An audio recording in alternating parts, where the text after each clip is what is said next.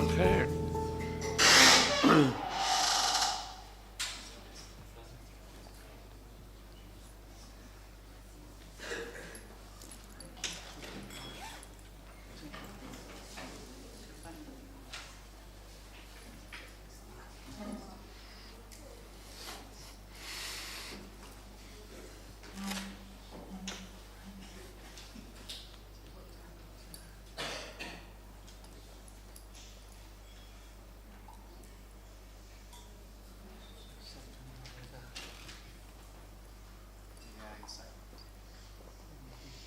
Is it in the sanctuary?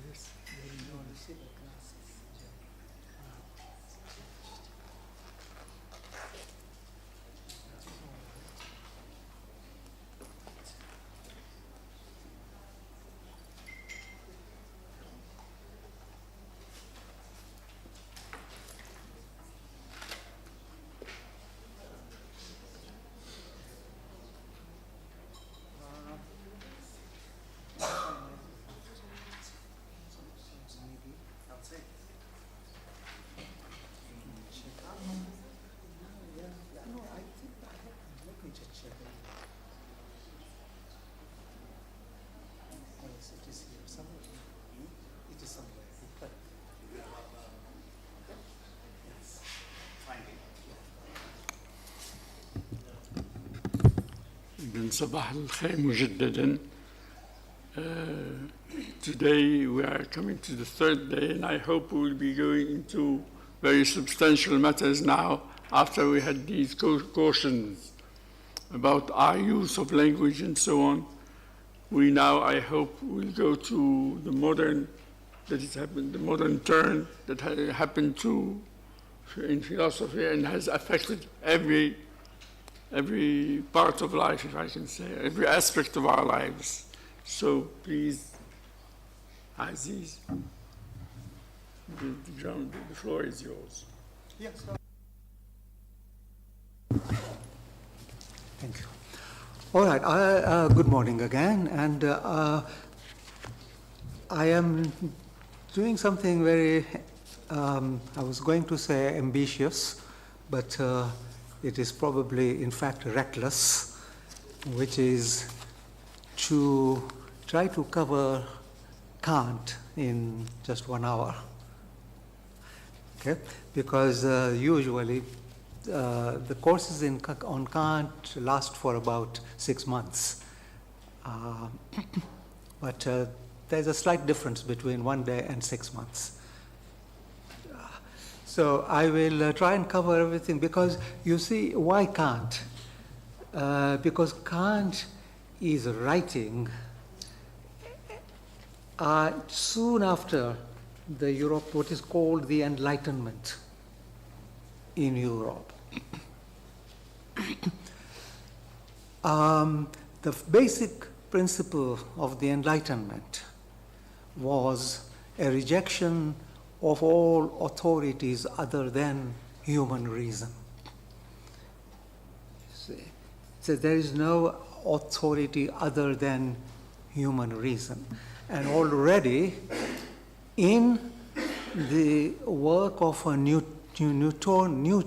Newtonian mechanics, because you see why they found Newton very impressive is because the theory of gravity applied not only to a thing like, if I drop something here, this paper, it goes down. Why does it go down and why not up? I was just saying yesterday that really to think philosophically, we have to be like little children, because children are very fresh. They have intellectual. Children are good philosophers because they don't have all this language like hermeneutics, structuralism, post-structuralism, networks of, functional, multi-valuational, all these big words that expand and expand and expand, like abscesses, boils that go on and grow, cancerous tumors. It is cancerous. You see, because once you have cancer, it grows and grows and grows, and academic language has some features of cancer because it grows and swells. But children just ask, it's a child's question, why does it go down and not up? But you see, the Newton's theory of gravity solves that problem, but the power of Newton's theory was that, and is that it doesn't just explain, doesn't only explain why this paper falls, but why the planets revolve around the sun, the same principle of gravity. And so people were very impressed by this great work of reason that had no appeal to the Bible at all. You see, no authority of any sort, no revelation, just human reason. And that was very impressive to the society of the time. But there were many worries also. And the worries were, if you reject all authority and if you reject religion, what is the basis of morality?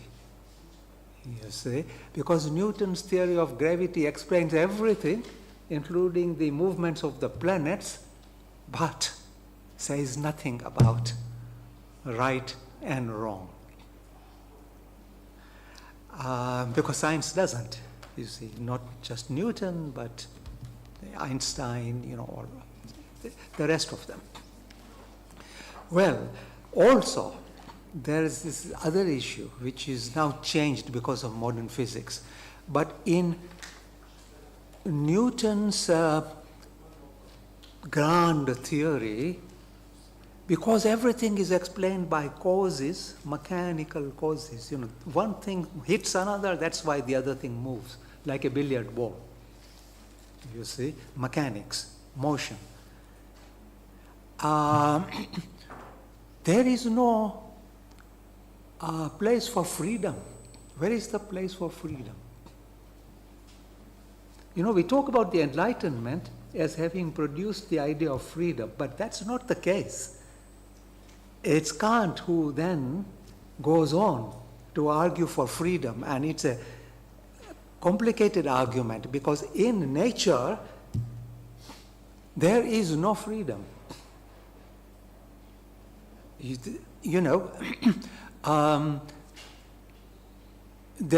Clouds don't have a freedom to decide whether to rain or not. In nature there is no freedom. There is determination.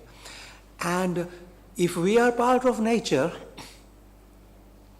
then we do not have freedom.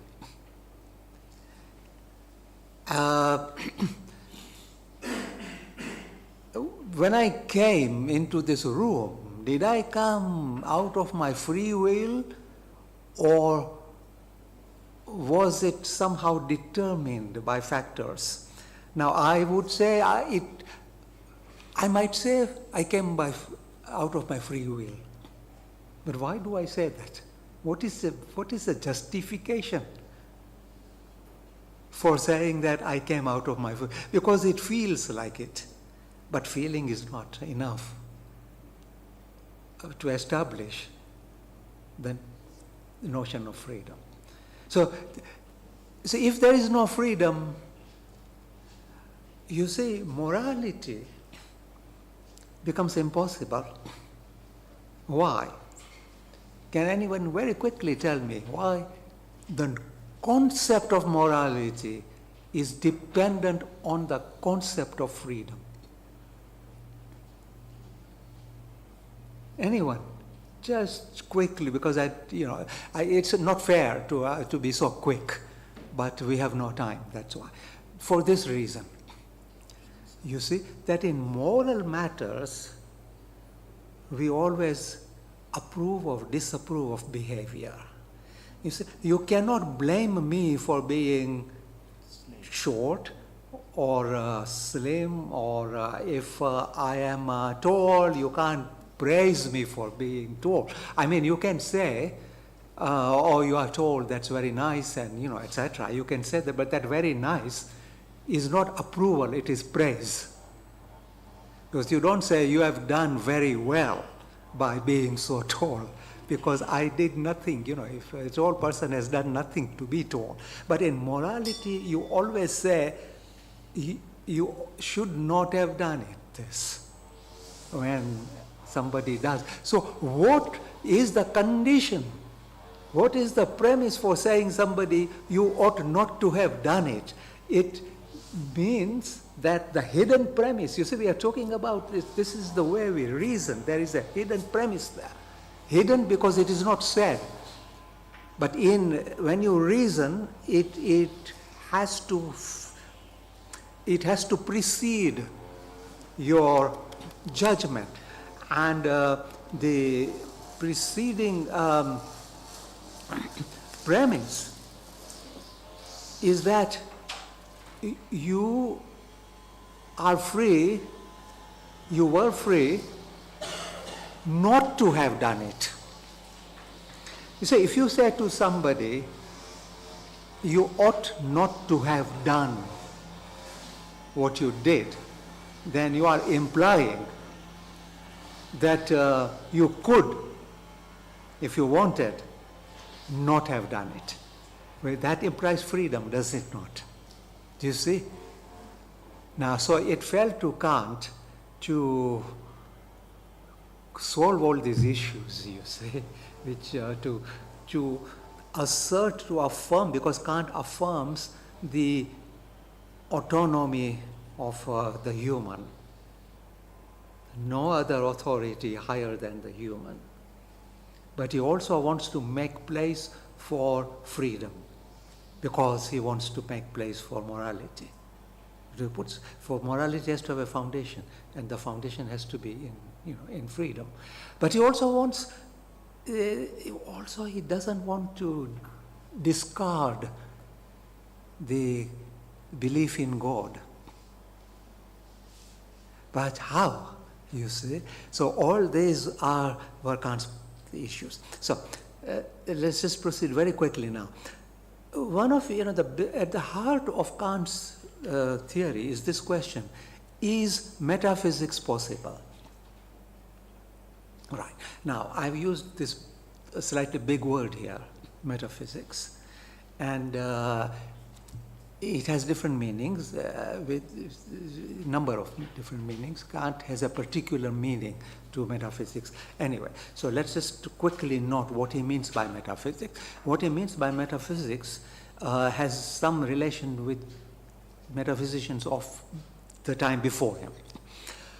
Metaphysics, the objects of metaphysics, the topics of metaphysics, are things like, is there a God? Does God exist? Is the human self or soul immortal? Is there freedom? That's a metaphysical question. Because you see, why are they metaphysical? What characterizes these concepts? According to Kant, and I may say I am omitting Hume, because Kant really is reacting in part to Hume, who was also a very interesting philosopher. But we don't have time to look back at Hume, so we are just sticking to Kant. And Hume had said that metaphysics, the metaphysical books should be burnt because there is no real knowledge in them. Now, the reason he said this is this. All our experience, I mentioned impressions yesterday. Now, impressions are really, what impresses you are the sensations. Touch, eyes, see, rays that strike your retina, sound waves that strike your eardrum, taste, etc.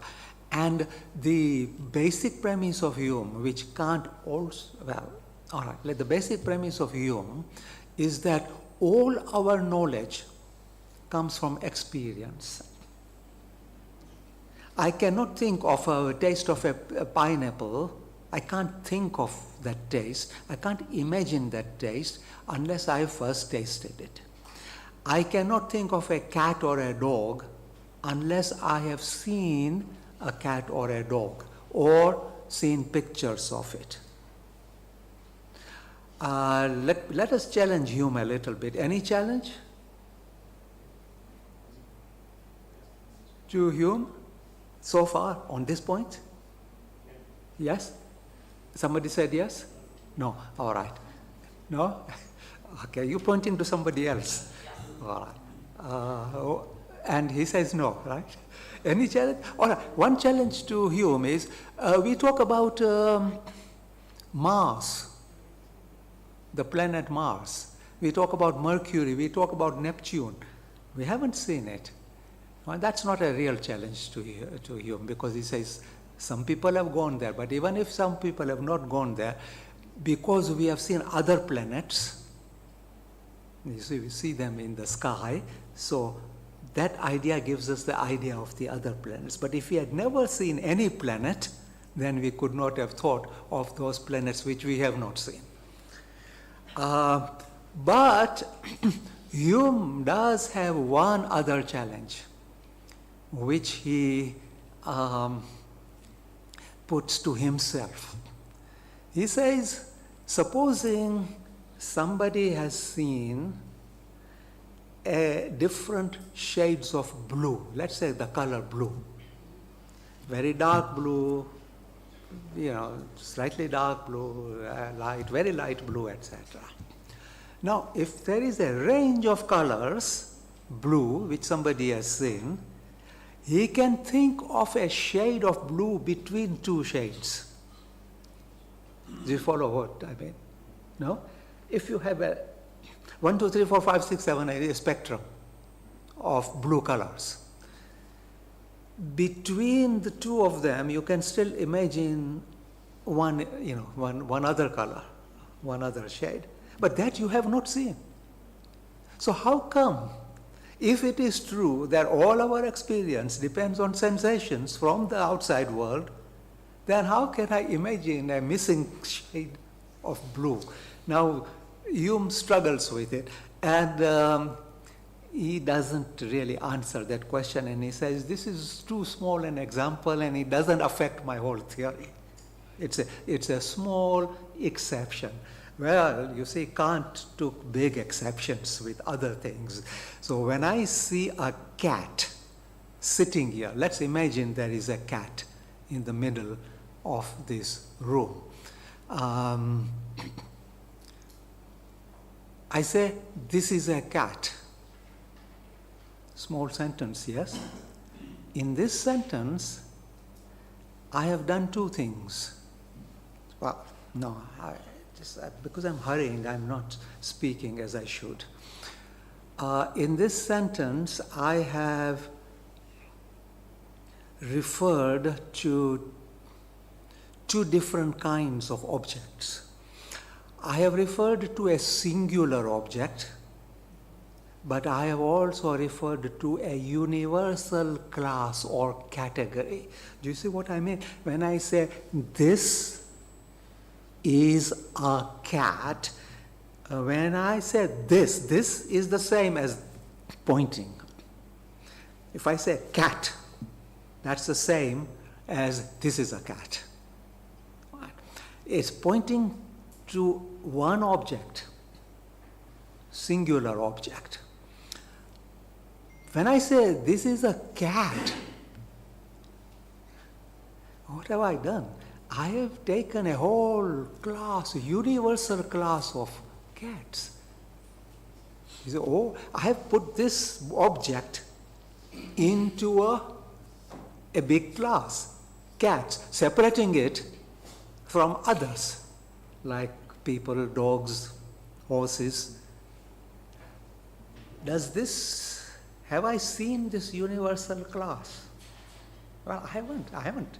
I mean, even if I see all cats, I haven't seen something called the cat. Our language also reflects this, because of when we have a distinction between and the. So if I say rajulun, a man, right? And if I say al-rajul, or as the Quran might say, al-insan is a universal class. You see, it's not this man, but as in English, this human being, but human beings, the human being, the man. There you see, Hume has, this is an objection Kant makes, right? So metaphysics, coming back to metaphysics, the thing about, if all knowledge comes from experience, then we do not have an experience of God. Because we don't see, we don't hear, we don't, we don't have any sensations that, yes, anybody saying something? Yes, please, yes. It's going to be the same as for spirit. Yes, of course, yes. I mean, you mean spirits like Ru and angels and all that? Yes, of course, yes. Yeah. And metaphysics deals with all these issues. Now, yes, please. To check sorry. whether we are following. Are we talking about the duality of sense and reference and the universality of meanings, how we conceptualize meaning? No, that's a very different issue of sense and reference. Sense and reference, should I speak about it? Whether we have time, you say, but sense and reference, do you want me to talk about it? Can we talk about it during the... Yes, they might have some background in linguistics and semantics and... sense and reference is a different matter. I'll tell you what the sense and reference issue is. When Frege brought it up, I'll give you a very simple example from Frege of the difference between sense and reference. It's not to do with the question of experience. It's a question of,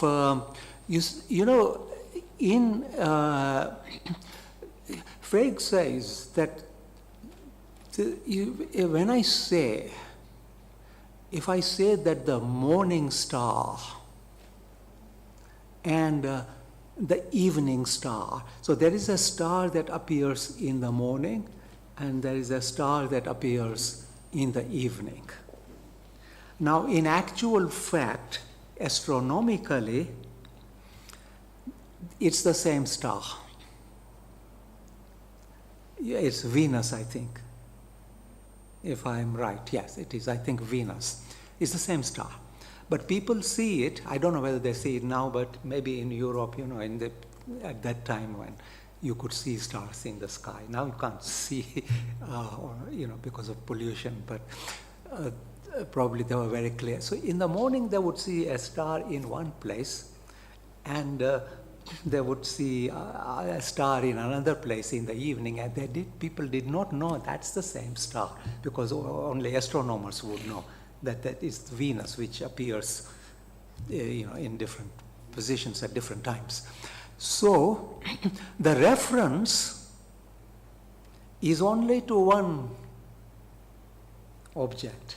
The reference is to one object, which is Venus. But when they say the morning star, then the sense is different from the evening star. So there are two senses, but one reference. Or let me give you another example. If I say King Charles, I'm referring to one person, which is, King Charles, the man with the name King Charles. But if I say the son of the late Queen Elizabeth, the husband of Queen Camilla, the father of Prince William, the monarch of England, the head of the Commonwealth. You see, I have so many senses here, but one reference. So it's not connected with the Kant issue of metaphysics. And so, I mean, let me just explain. These things are very interesting, but they all take time. So let me just connect now with, the metaphysics of experiences that I never see God. Now, somebody might say that mystics are able to experience God, or if not God, they experience no, not transcendence, because you see that, yeah, all right, it's a big word, so let's just use that they experience the angel or whatever it is, But that's not, Hume and Kant will not accept that, and for good reasons. They will say, what are the sensations that a mystic has? Maybe light, maybe feeling of peace, etc. Because there are some emotions and sensations and moods that a mystic says that they feel like they are one with the universe, they feel peace, they see light, they feel in touch with something, etc., etc. Now, we can't deny that, because, if they say they feel, they're feeling that. But how do you go from light to God? How do you go from peace to angel? See, that is an interpretation. And if they had never heard of an angel, they would not say, I saw an angel. So that is not something that is coming from experience. Now, if it is not coming from experience, if it is not an object of experience, these things like God and immortality of the soul and freedom, etc., if they are not objects of experience, then they are objects of what? They are objects of the other thing that we have. What is the other thing apart from experience that we have? Pure thinking, just thinking, without any sensations, any input from the world. Now, that happens in mathematics. You don't have an input from the world. You see, 2 plus 2 is equal to 4. Now, you do that, not only you do that by shutting your eyes and shutting your ears and, having no impressions, no sensations at all, right? But that is not what justifies. If you say, look, what is in this flask is water, how do I know that that statement is true? I have to check. Maybe I try and drink it, or maybe I send it to the laboratory. Maybe ask somebody else to drink it, like kings do, They have other people eat a little bit of the food that they are going to eat. I don't know whether they still do that, do they? I mean, Professor Filali might know, because he has a lot of experience with monarchs. All right. So, in other words, practically it has to be verified. But if you ask me, is it true that 2 and 2 is 4? I can't say, well, let me check it, do something to check it. You see, it's just a mental operation.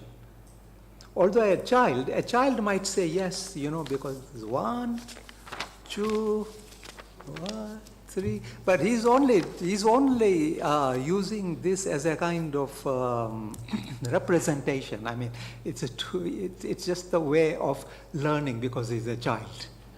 But that's not where the idea of two comes, you see. If you tell a child, what is this? And what is this?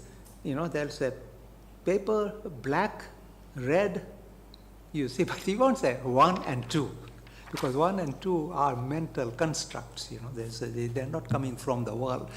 But, so this is what Kant calls a priori. Now, just because he uses this word often, I'm introducing it to you. A priori knowledge. A priori knowledge is, the word, a priori from Latin. Prior. Before. Meaning before any experience. Independent of experience. A priori knowledge. So that's mathematics. But does knowledge of God come from a priori reasoning, you see? Is it like mathematics? Well, no. Why not? Well, that's a big issue. But let's just assume that doesn't come from a priori knowledge, but it doesn't come from experience either. And that's why Kant says that God is God is not an object of experience. Therefore, the existence of God cannot be known. Because only thing we can know are things that come from experience, objects of experience.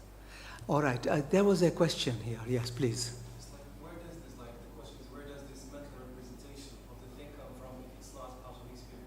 Pardon? Where does this mental representation come from if it is not out of experience? The mental representation of what? Of 2 and 2? Yeah. Yes, for example, mathematics. In mathematics. You see, look at piano's axioms, that there is something called a number. That's a definition. You don't look for a number. It's a concept.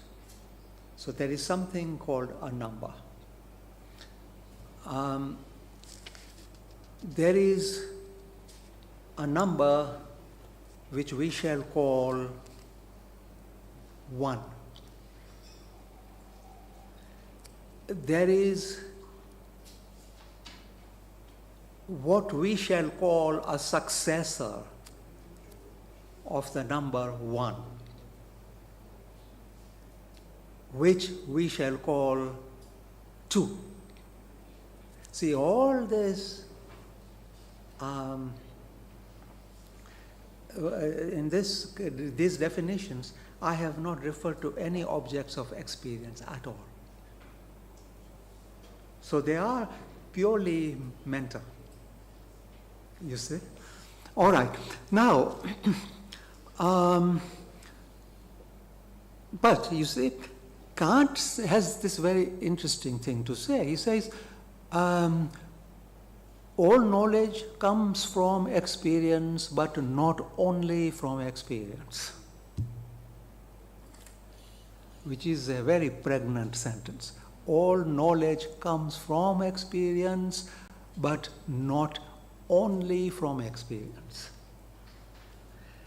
Why, and that's at the heart of his theory. And that is, it has a lot of implications, lots of implications. I'll tell you what he means by this, you say.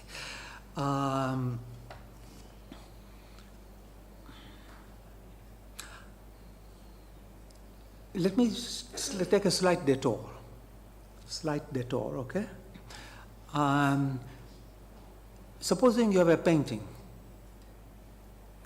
and I look at that painting and I say, this is a painting of a house and a tree. And the tree is beside the house.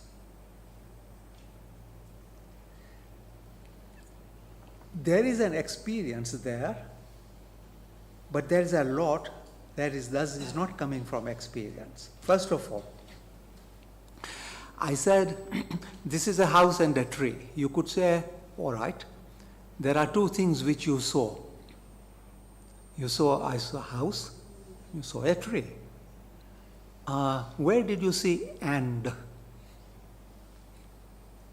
Because the painting doesn't tell me and, it just tells me house, shows me a house, shows me a tree. But it doesn't show me and. So the end is coming from my mind, you see, because I am making a connection between the house and the tree, and that is not in the painting. I am projecting it onto the painting. Not only that, if I say the house is beside the tree, where is the beside? It is not in the painting. I am looking at the painting where I am finding the beside, but the beside is coming from my mind. The concept of space, because beside is beside, above, below, near, down, up.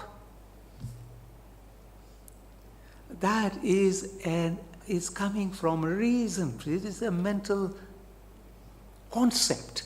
Connections. Yes, I'm making a connection. Transfer the mind too. What? Language. What about language in this? But language is, no, because, Besides. no, but what part of language? Because there are nouns, there are verbs, there are adjectives, there are words and there are sentences, you see. And everything will have a different meaning, a different, not meaning, different status. Let's just say, for example, prepositions. Yes, prepositions, yes, because they do reflect concepts, yes, they do, like conjunctions. But yes, all right, let me hurry because it's only 1/10 of Kant still, you know what, there's a lot coming. So what Kant is saying is that space and time are not actually, but let me continue, yes, sorry. Let me continue with the image of the painting, the example of the painting. Not only is the besides and the end the concepts of reason rather than coming from the world, but also house and tree are concepts of the mind. Because actually the painting doesn't show me a house. Pardon? No, it is not a picture of a house. There's an arbitrary relationship between an object and its name. Pardon? There's an arbitrary relationship between an object and its name. Now this is, but you know, let's just stay with arbitrary is another issue, you see. So I'm trying to just limit the number of things that we are talking about. You know, let's just get, why is it not a house? Because all I see is this patch of white, this patch of white, this patch of white. I touch it and it's a wall. House is my concept because I'm adding all these things. You know, for example, let me try another way. If there is a house and you stand on one side of it and you see a wall, you go to the other side, you only see another wall. And you go to another part and you see only a wall, you see. You're not, I mean, how do you make all this into a house? You have joined all these walls together in your mind and called it a house. And even if you don't see the house, you only see one wall of it, you say this is a wall of a house. Now, you see, that idea of a whole, which you call a house, is a mental joining up together and a construction of it. Yes. Do you see? You know, so Kant says that a thing is not any object out in the world. It is my concept because I have constructed a thing out of sensations, because my sensations don't give me a thing. And this is why yesterday I gave you this example, that made me think of Kant in the game park, where they said the lion only sees a car and not you inside a car. It's not because the lion can't, he's not saying that because that you are hidden from the lion's view. That's not what he was saying, incidentally, that the lion can't see you. He says he doesn't separate you from the car.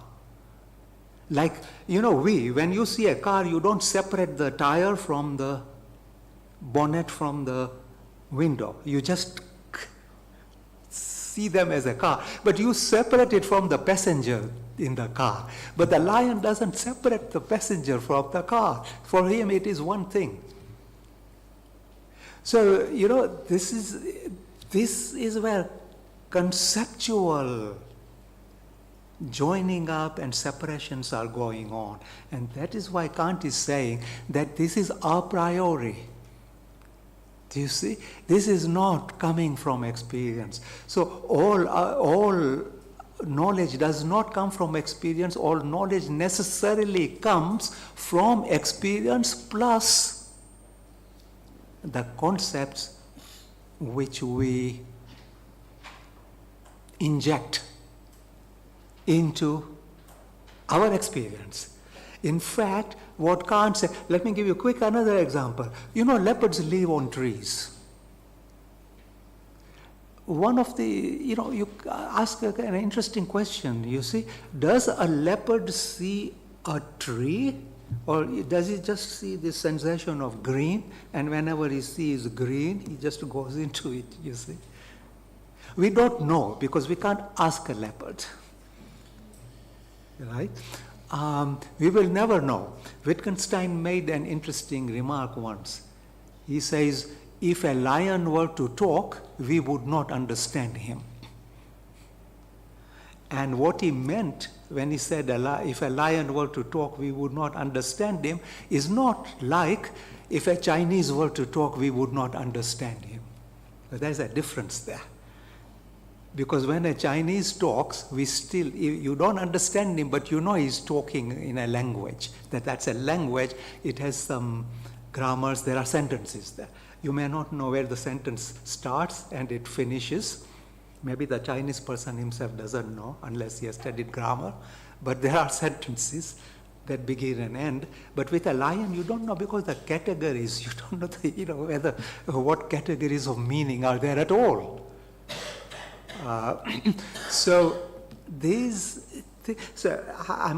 I'm going in a mad rush now, but what Kant is now saying is that, and this is another big issue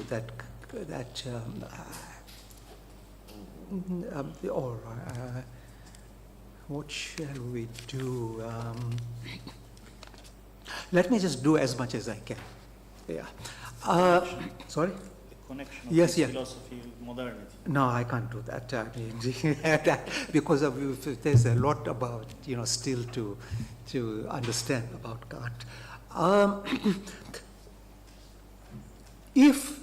Since all knowledge is a combination of experience and categories of mind. Now, incidentally, Kant is not talking about my categories or your categories. He's talking about the categories of the mind, the human mind. The human mind. Right? But in complete generality, not of any example of it. But human is because not of a lion and not of a snake, not of an angel. Now, if we always see things in space, if we always experience things in time, before and after, it's the same thing. Before and after are mental constructs of reason, of mental. Thing is a mental construct. then are those things, is the world really as we perceive it to be? And he says, we can't say that, because all that we know is something that we know as how we perceive it. We see things in space, we see things in time, we see things rather than, just sensations. We see things before and after and beside and up and down, etc., etc. But whether the world itself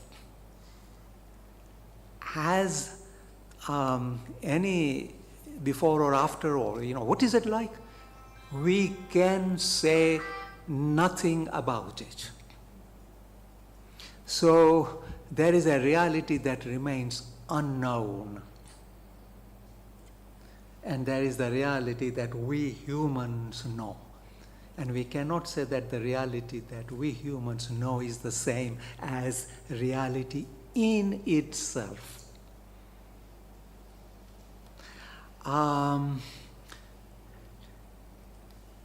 So there is a kind of subjectivization here, right? I wouldn't use this word if I was not in a hurry, but subjectivization. But it is not subjective in the sense, Kant wouldn't deny that it is just a mental construction, because there is experience also. So there is objectivity as well. There is a world out there. But the world which is out there is the world as we know it. Now, so let's move to a big issue now, morality. Because it is not a matter of experience, and it is not a product of pure reason either. Right and wrong, good and bad. I mean, where does this come from? And Kant says that, well, let's approach it this way. There are two, morality is a kind of a command. You should do this or you should not do that. And Kant distinguishes between two kinds of commands or two kinds of imperative. A command or an imperative, imperative, not too big a word, right? Also in French you have it, imperative, yeah. There are two kinds of it. One he calls categorical, and the other one is hypothetical. Hypothetical imperative is like this. If you want to keep your lungs in good shape, you must not smoke. If you want to be in good health, you should take exercise. If you want to please God, you must pray. If you want your child to succeed in the world, you must send him to school. If, etc., etc. So all these hypothetical imperatives means that you must do something if you want something else. But a categorical imperative has no if. It says, be kind, do not torture, be honest, tell the truth, do not kill. No hypothetical. It doesn't say, be honest if, as a businessman, you want to have a good reputation. You see, that is an hypothetical imperative. And moral imperatives, moral commands, moral imperatives are only the categorical imperatives, not hypothetical imperatives. You see? Now, that means, this is controversial, that desire, wish, or sentiment, or emotions cannot be the basis for morality. The Good Samaritan, in the gospel examples, is passing, is going on the street, he sees a wounded man, and he takes care of him. Why does he take care of him? there are a number of answers you could give. Because Jesus had said that you should, be kind to your neighbor. According to Kant's moral theory, this is not just basis for being moral. Or you could say, the Good Samaritan helped the man because he felt pity for him. Again, Kant says this can't be the right basis for being moral. Many people find this very shocking. Why does he say this? Anyway, what does he say instead? What should it be then? What should be the basis? If kindness, emotions, any desire to feel good, either for yourself or God or whoever, or your society or whatever, if none of them are good basis for morality, then what is the basis? Kant says duty, pure duty, and duty is just duty. There is nothing to be said about it, but it is a duty. Kant's moral theory is based purely on duty. Now, he doesn't say that it is bad to be kind. But he says being kind can help, but it can't be the justification. It is not what makes the act moral. You say, why not? Why not? Because there is a very basic premise in Kant, and it is this, that morality has to be universal and necessarily binding, necessarily. If you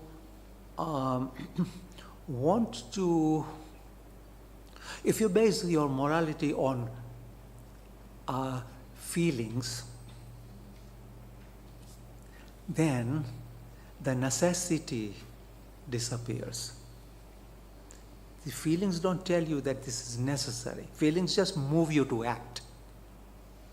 And moreover, they don't move you to act always consistently. Because some people are by nature kind. Some people are by nature not very sensitive. Sometimes one day you may feel kind. Another day you have just had a fight with somebody and you are not in a good mood. Another time of the day you are too tired, or you haven't had enough coffee, or you haven't had enough cocaine, and so on. So this is very unstable. You see, Do you like these examples? well, liking, you see, yes, because liking is also unstable, you see, as Kant says. So all these feelings are unstable. Whereas a duty is duty, you see, it's unwavering. Also, you say, you may feel, now, for example, if you want to help somebody, we human beings are finite, you may, somebody is a good-looking man or woman or whatever, and you might just feel more inclined to help them than to help somebody else. These are the sort of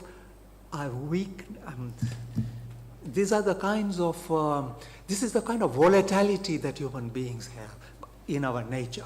Now, Kant wants to get out of our nature to a level where nature is not dictating morality, but pure reason is dictating your morality. Now, how can reason tell you what to do?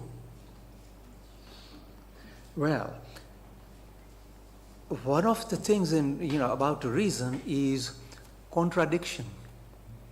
So, one test of a moral theory, because until now Kant has just told you that you have a duty, but duty to do what? He hasn't told you anything. Because just duty, I don't know what to do. What is my duty? Well, one example is to see is that there is no moral imperatives should be free from contradictions. So supposing somebody gives you a deposit of money and you decide, you feel tempted to take that deposit and to put it in your own account. Should you, is it your duty, or is, not to take it? How do you know? Well, Kant says, if this is going to be a universal imperative, then you have to look at it this way. Supposing everyone at every time said this to themselves, whenever somebody gives you a deposit, you are free to take it if you want for yourself. If everybody does that, then the concept of deposit has been contradicted, because deposit means something that you give but it is still yours. So it's contradictory to the idea of a deposit not to give it back. We don't have time, but this is, you see, this is the rational test for whether something of this can be a duty or not. Now, let me quickly come back to religion now. But before I do that, please take just note one issue, which is this. What Kant is saying, therefore, is that the sole and sufficient basis of reason, of morality, is the human reason. So you see, there is nothing divine about it. Maybe, you can find a divine scripture saying the same thing, but then it is just coinciding with what your reason is telling you. Now, can you connect this in your minds with what we talked about, this issue of Abdul Jabbar and so on? There is a connection there, but can't go into it. But what Kant is saying, perhaps unlike the Mu'tazila, perhaps, because there is the implicity, is that the fact that God might say, don't steal anybody's deposit, amanat, etc., is not the basis for the duty to have. That is just your pure reason saying. But, you can find help from the scripture. You can find motivation, emotional motivation from the scripture if you like. But conceptually, it's not because the scripture is saying it. So this is why morality is autonomous. The word autonomous, in Latin, auto, self. Nomos. Yeah, what is nomos? Law. It is a law you give to yourself. It's no higher authority. It is human reason which is the authority for the law. Yeah, see, this is the beginning of, after the Enlightenment, this autonomy as a premise of moral life. Why does Kant still hold on to some belief in God and immortality of the soul? Because he is doing it. For this reason. He says, all we have is the duty which is self-authored, all right? Self-given. We saw that. But I also have a desire. The desire itself is not moral, but it is a very reasonable desire.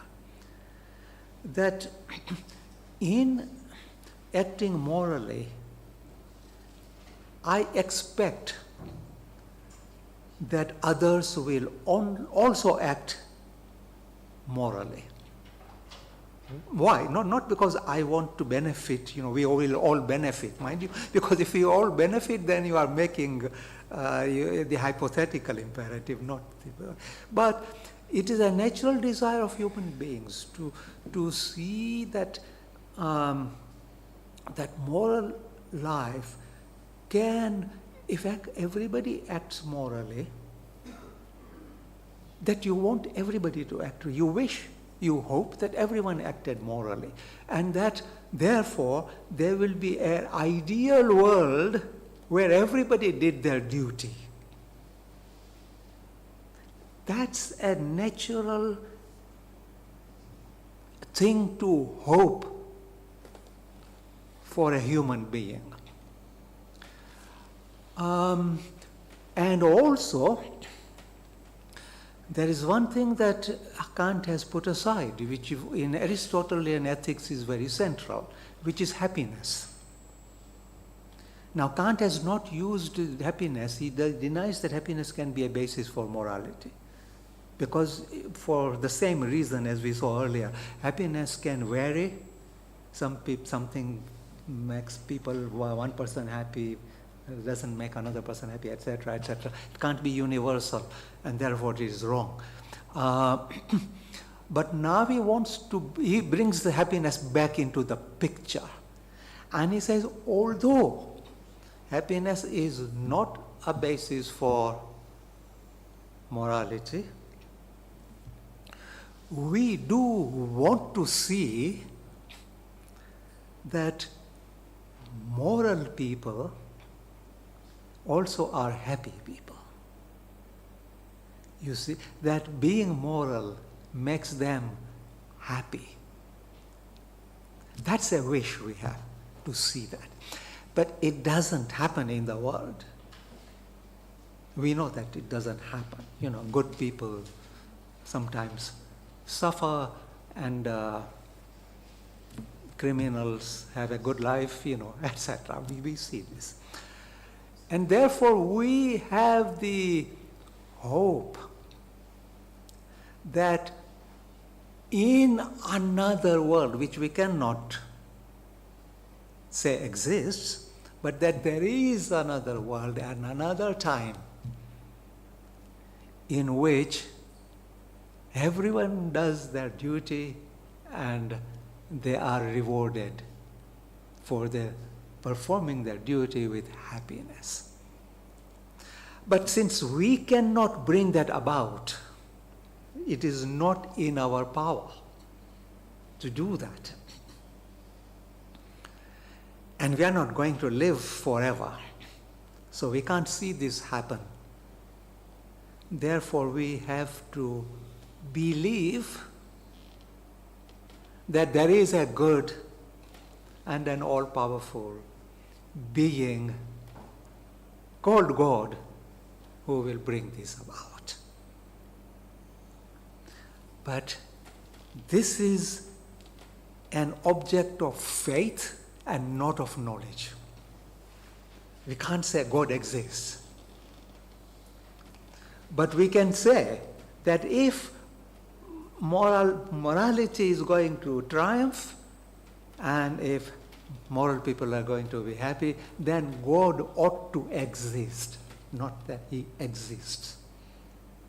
You see. So it's the basis here is faith and hope, not certainty, not knowledge.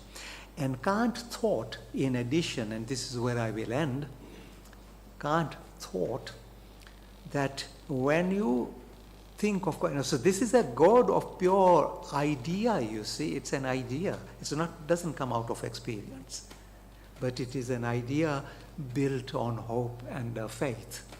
It's a pure idea, not something based on any experience at all. And Kant thought that if we think of God in this way, as a pure idea based on hope and faith, it also has the side effect, a beneficial consequence of cutting the feet under dogmatism, because there is no certainty involved here in the existence of God or what God is like, etc. Nobody can impose and claim this is how it is, you see. Because when you think of faith, you can't push it, yes, because it's only based on a hope and a faith. It's not something that we know for certain. And because we don't know for certain, we can't be dogmatic about it. So I think this is a more enlightened kind of religious belief than the traditional religious belief that says we know that this is how it is, that, Jesus will save. I mean, I'm talking about the Christian context now, because Kant is talking in a Christian context. We can't talk like that. All right? Have I taken my time? Yes, I think. Have I? Yes, all right.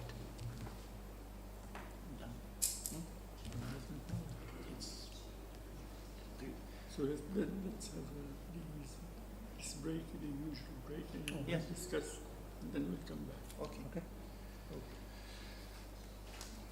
So we're now.